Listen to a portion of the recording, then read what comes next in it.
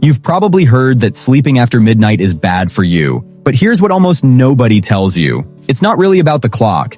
It's about what happens inside your brain and body during those specific hours. Doctors have tracked heart disease risk and even changes in how your brain processes emotion, all tied to late sleep. And one study found something surprising. Even people who genuinely feel more awake at night don't escape the effects. By the end of this video, you'll know exactly what's happening in your body after midnight and what to actually do about it. If you want real, evidence-based health content without the fear-mongering, hit subscribe. It genuinely helps this channel grow. And if you find this useful, drop a like. It takes 2 seconds. Now let's get into it. Point 1. Your hormones fall out of sync.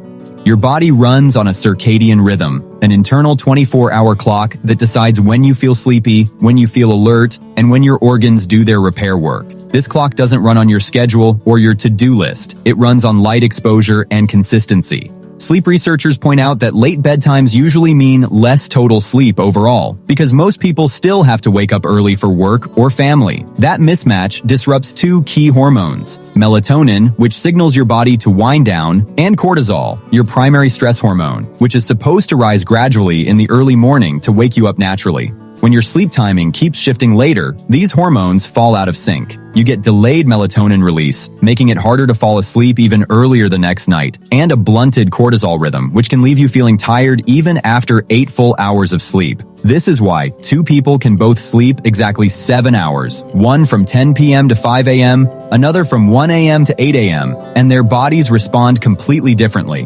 The second schedule is working against the body's natural hormone rhythm, not with it. Point 2. The heart disease connection.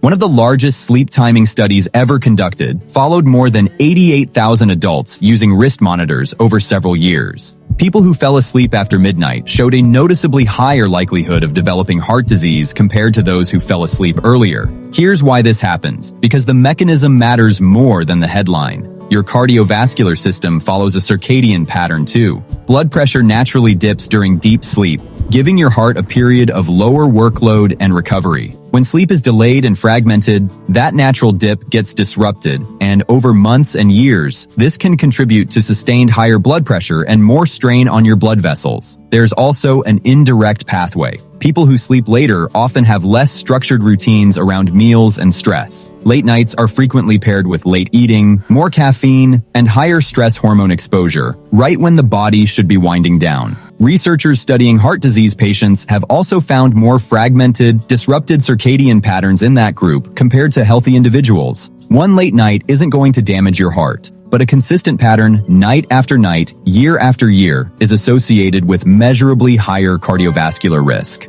Point 3. Your brain works differently after midnight. This is probably the most interesting finding in recent sleep research, and almost nobody talks about it. Scientists have proposed something called the mind after midnight hypothesis. The idea is that your brain doesn't just get tired late at night, it actually functions differently during those hours, independent of how sleepy you feel. During the hours you're normally supposed to be asleep, the brain regions responsible for impulse control and rational decision-making become less active, while the regions tied to negative emotion and reward-seeking become more dominant. That's part of why people are statistically more likely to doom scroll, emotionally eat, or spiral into negative thought patterns late at night, even when they don't feel unusually tired. A large UK biobank study following nearly 74,000 adults found something that surprised even the researchers. You'd assume night owls, people whose natural preference leans towards staying up late, would be fine sleeping late since it matches their nature. But the data showed the opposite. Night owls who went to sleep after 1 a.m. actually had the worst mental health outcomes of any group in the entire study. One researcher offered a compelling explanation. Late at night, you're often isolated. The people and distractions that normally keep your thoughts in check during the day simply aren't there, so negative thoughts have more room to spiral. Point 4. The blood sugar problem nobody talks about. Here's the point almost no sleep video covers. Blood sugar. Multiple studies have linked going to bed after midnight with higher glycemic variability, meaning your blood sugar swings more sharply throughout the day instead of staying in a steady range. This connects directly to your circadian rhythm. Insulin sensitivity, meaning how efficiently your cells respond to insulin and clear sugar from your bloodstream, tends to be higher earlier in the day and lower at night.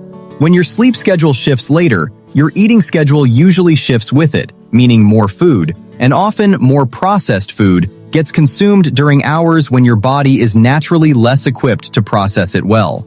Sleep deprivation itself, which frequently comes packaged with late bedtimes, also directly impairs insulin sensitivity. Even a single night of inadequate sleep can measurably reduce blood sugar regulation the next day.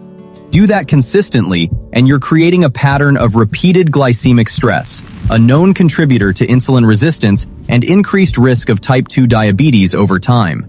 This also explains why late-night cravings hit differently. Sleep deprivation disrupts appetite hormones, increasing ghrelin, which signals hunger, and decreasing leptin, which signals fullness. Combine that with a body already less efficient at processing glucose at night, and healthy eating becomes noticeably harder to maintain. Point 5. It's not about the clock, it's a signal.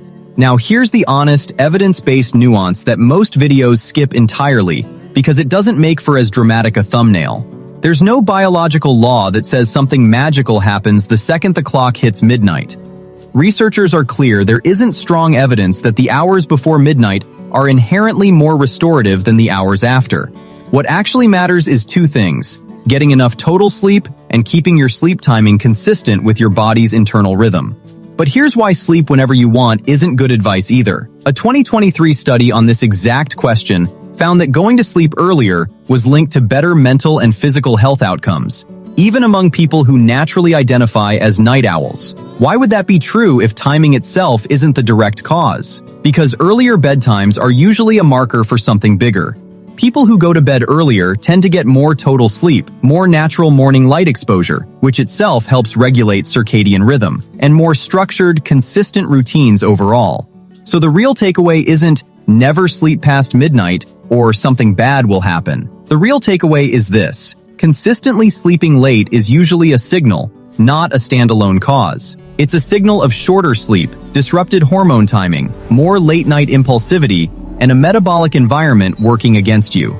So, to sum it up, what happens after midnight isn't about some biological switch flipping at a specific hour. It's about hormone timing, cardiovascular strain, a brain that processes emotion differently late at night, and a metabolic system working against you when sleep is delayed and inconsistent. The fix isn't fear, it's consistency. A steady bedtime, enough total sleep, and morning light exposure will do more for your health than obsessing over whether you fell asleep at 11:45 or 12:15. If this video helped you understand your sleep a little better, that's exactly what this channel is here for. Hit subscribe if you want more science-based, no fear-mongering health content like this every week. Drop a like, leave a comment telling me what time you actually go to bed. I read every one. And share this with someone who really needs to see it.